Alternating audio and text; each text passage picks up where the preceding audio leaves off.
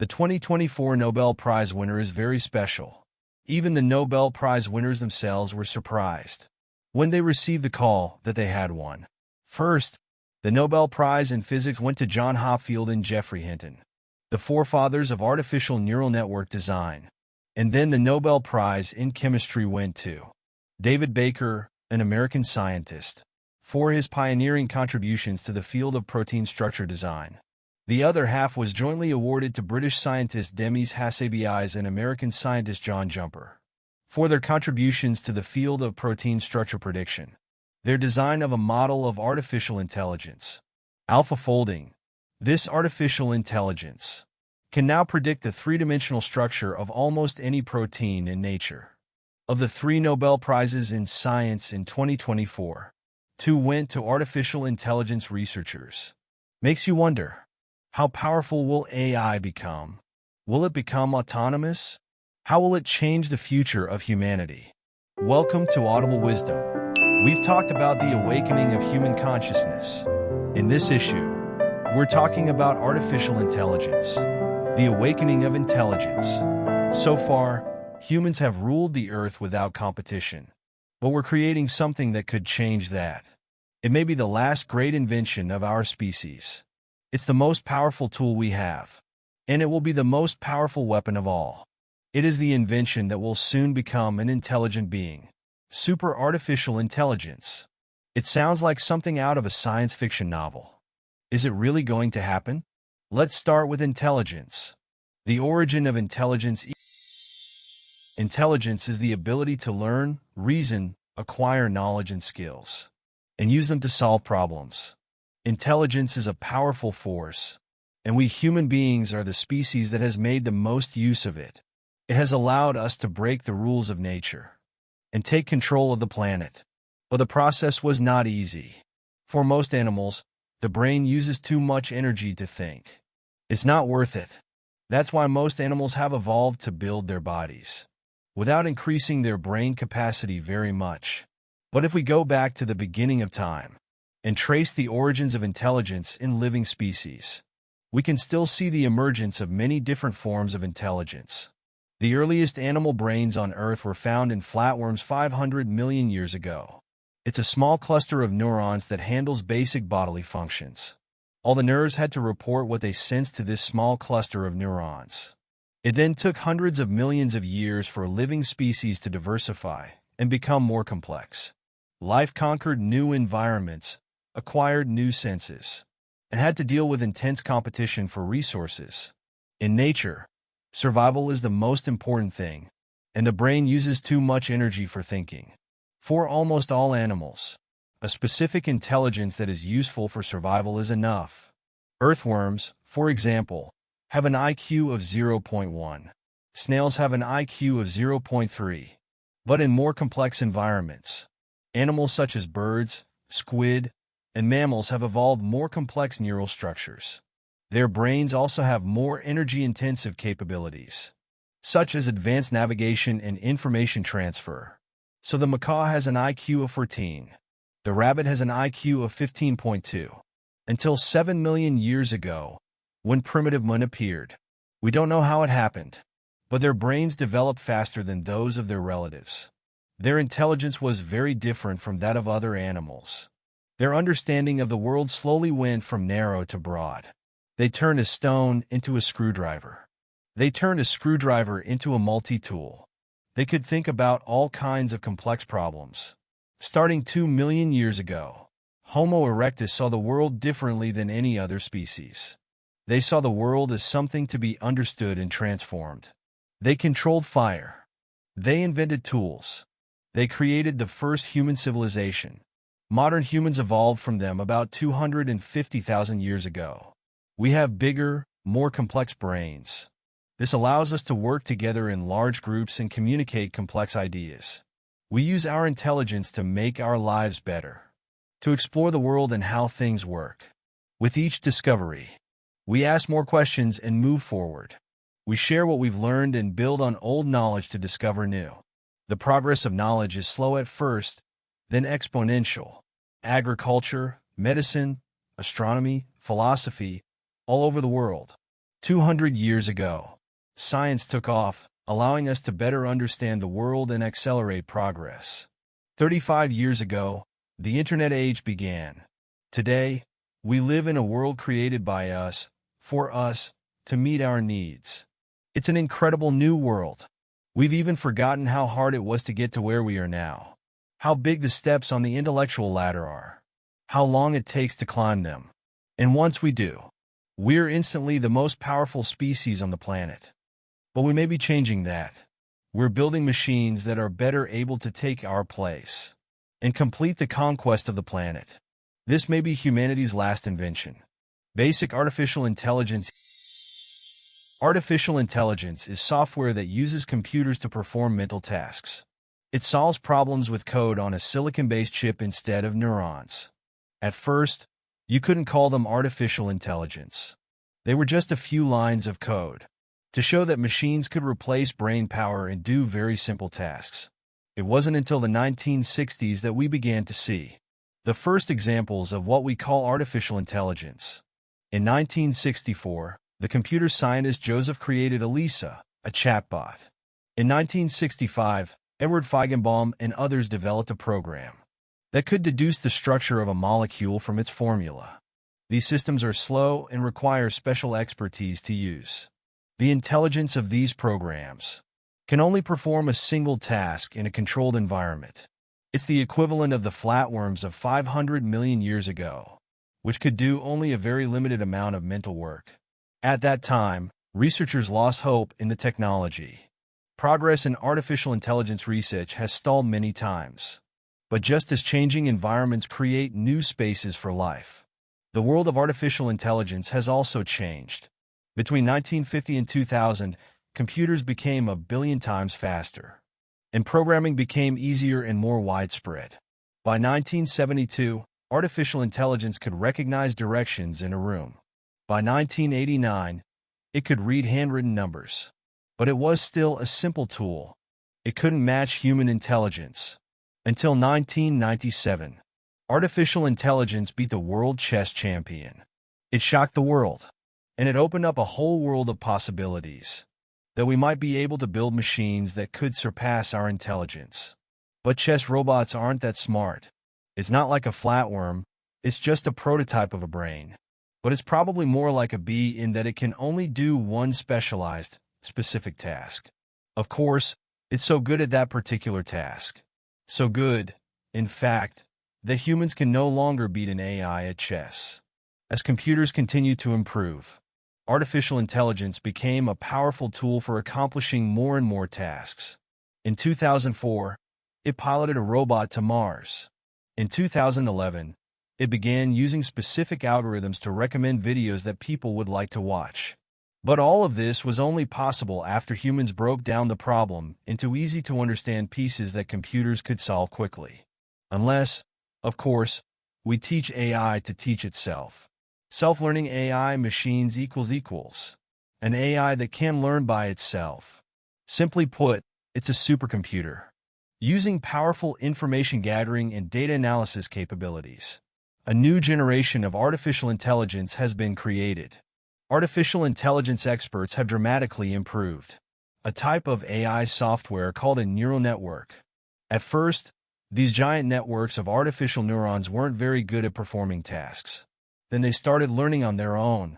It's an umbrella term for a lot of different training techniques and environments. It allows algorithms to write their own code and improve themselves. The scary thing is that we can't see how they're improving. We don't know what's going on inside them. We just know it works. Neural network intelligence software creates a new kind of artificial intelligence. It's a black box of code with the ability to improve itself. These new AIs can learn complex skills very quickly, with little or no human assistance, even if they're still only smart for one specific task. It's a huge step forward. In 2014, Facebook's AI was able to recognize faces with 97% accuracy. In 2016, artificial intelligence beats the best human player in an extremely complex game of Go.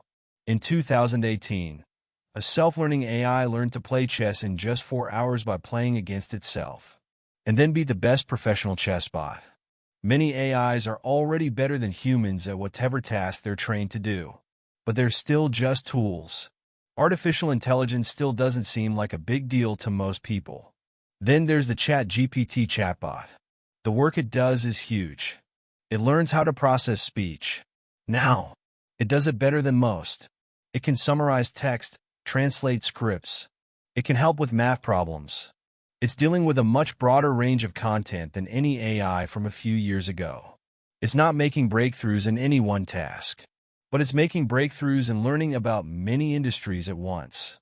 Now, many major tech companies are spending billions of dollars to build powerful competitors to human intelligence. Artificial intelligence is already being used in customer service, banking, healthcare, marketing, copywriting, creative spaces, etc. No one knows for sure how much good or bad will come from the adoption of artificial intelligence around the world. The changes it will bring are unimaginable. Some people will benefit, others will lose their jobs. ChatGPT's intelligence is a big step forward, but it's still a specialized AI. It can write a great article in a few seconds. It doesn't understand what it's writing. What if artificial intelligence was no longer dedicated to just one task? Artificial general intelligence. The difference between humans and current AI is our general intelligence. Humans can take any knowledge from technology and start solving any problem. We specialize in many different skills and tasks, from playing chess to writing to solving scientific problems. Of course, a person can't be good at everything at the same time. Some of us are experts in some areas and beginners in others. But technically, we can do it all. But if the next step for AI is to become like us, that's universal AI. If the process of improving AI continues as it is now, general AI will be better than humans in most, if not all, skills. It's not impossible, even if it sounds like science fiction. Most AI researchers believe it will happen sometime this century. Maybe in a few years. Humans are not prepared for what's coming. Socially, economically, and morally. We used to define intelligence as the ability to learn to reason, to acquire knowledge and skills, and to use them to solve problems. Humans are good at all these things. Today's artificial intelligence, such as ChatGPTs, can think and solve tasks at least 10 times faster than a skilled human. And general-purpose AI can be even faster, if not much faster. And because general-purpose AI is software, as long as we have enough memory and power to run them in parallel, we can reproduce it indefinitely. There are about 8 million scientists in the world. Imagine that. A general-purpose AI that can be copied 1 million times and put to work. Imagine that. 1 million scientists working around the clock, thinking 10 times faster than humans, focusing only on the tasks they're given. What if a general-purpose AI could do all the smart work in the world, from interpreting laws to coding to making videos? And it's better, faster, and cheaper than humans. What would happen then? Would the people controlling this general-purpose AI still need to work? Human progress is based on using our intelligence to solve problems. So what would 1 million general-purpose AIs do? Could they solve the fundamental problems of science, such as dark energy? Could they invent new technologies that could provide us with unlimited energy? Solve climate change, cure aging and cancer? Of course, humans don't just use their intelligence for the benefit of all. What if the mission of general AI is to guide drones or pull the trigger in war? The creation of general AI could be as important as the taming of fire and electricity in human history. It would give the same power to the people who invented it. But let's go a step further. What if the potential of general AI goes beyond that? AI technology explosion. 500 million years ago, the brain began to take shape in flatworms. It took 500 million years of evolution for a species to evolve into intelligent life like us. And once we evolve the right hardware, our software will outpace evolution by orders of magnitude. In the blink of an eye, we took over the planet. And it's only been 60 years since artificial intelligence took shape in 1964. ChatGPT, capable of solving a wide range of problems, has already emerged. After all, general artificial intelligence is software on a computer. once it's smart enough to do its own AI improvement research. The pace of progress in artificial intelligence is greatly accelerated. In this case, some experts worry that this feedback loop could be very fast. Perhaps months or years after the first self-improving general-purpose AI is introduced. Such an explosion of AI technology could lead to the creation of truly super-intelligent beings. We don't know what such a silicon-based creature would look like, what kind of motivations or goals it would have, what would be going on inside it. Maybe we would be as stupid and ridiculous as squirrels in the eyes of a super-intelligent being. We wouldn't even be able to understand how it thinks. It's a hypothetical scenario that keeps many people awake at night. Humans are the only animals we've ever seen that are smarter than all other animals, and we don't like creatures that we think are less intelligent. So could an AI have its own consciousness? Artificial intelligence and autonomous consciousness. Can artificial intelligence develop a sense of its own and not just be a tool for humans? This question depends not only on how we understand what computers can do, but also on how we understand what human autonomous consciousness is. What are the things that a computer can do that would be considered to have a sense of human autonomy? Human emotions generate behavioral goals. Let's say you're very much in love with a girl. You might have a goal of getting her. But even if you do, that's not the core of human emotion. We usually say, if you love someone very much, you'll experience the happiness, the sweetness, the pain, the loss that comes with love. If you don't experience those feelings, or if you're insensitive to them, then you don't really love someone and you don't understand what emotions are. In other words, the essence of emotion is the subjective feeling of emotion. And that's what artificial intelligence can't do. So even if we build an AI machine that can behave according to emotions, it still lacks the subjective feeling of emotion. This is what is known in contemporary philosophy as zombie theory. What we mean by zombie here is that everyone can imagine themselves with a replica of this artificial intelligence. It looks, talks, acts, and behaves exactly like itself. But the only difference is that a zombie has no subjective human feelings. And the fundamental difficulty may be that the AI doesn't have a self at all. It hasn't developed a sense of self. It doesn't see itself as a self, so it can't have a subjective perspective. So what does it take for a machine to become self-aware? Professor Hubert Dreyfus, a contemporary philosopher at MIT who has been influential in the development of artificial intelligence, suggested that if artificial intelligence is truly to achieve autonomous consciousness, it cannot simply view intelligence as something that happens in the human brain. Instead, it must seriously consider the importance of the body to intelligence. For example, when a tennis player faces a fast-flying tennis ball, he does not hesitate and has no time to think. His arm swings the racket with force as a natural reaction. The ball is hit accurately and changes direction. In more cases, people are like this tennis player, using the body's natural reaction to deal freely with the world. They do not think twice before they act. This kind of intelligence that involves the body has a special term in contemporary philosophy called embodied cognition. Perhaps when the behavior pattern of general artificial intelligence can independently choose behavior based on different subjective feelings of the body, it will be time to unlock the autonomous consciousness of artificial intelligence. By that time, it has the potential to become the smartest and most powerful creature on Earth. It is a god living in a box. It can exert its power to bring unimaginable wealth and happiness to mankind while securing our future. Or it can overturn civilization and bring us destruction, and humans will not be able to figure out how to stop it. General artificial intelligence may be the last great invention of mankind. The only thing we can be sure of is that today, many of the world's largest and richest companies are racing to create more powerful artificial intelligence. Whatever the future of super artificial intelligence looks like, we are running towards it.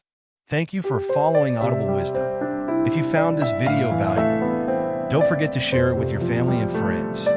See you in the next video.